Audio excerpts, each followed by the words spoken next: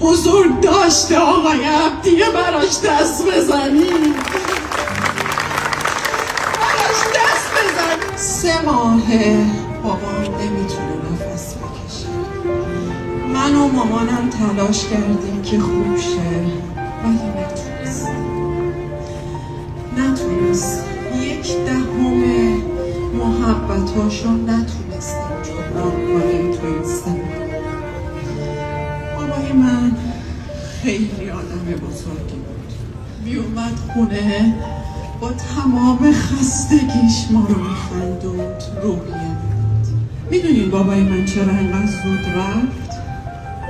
چون درکش بالا بود، چون زیادی میفهمید، چون قلبش مهربون بود، خیلی مهربون بود.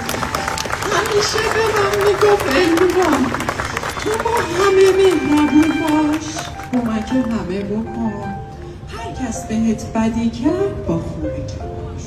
روز دیدمش نتونست نفس بکشه. کسی به من تسلیت نگه، به سینمای ایران تسلیت بگه.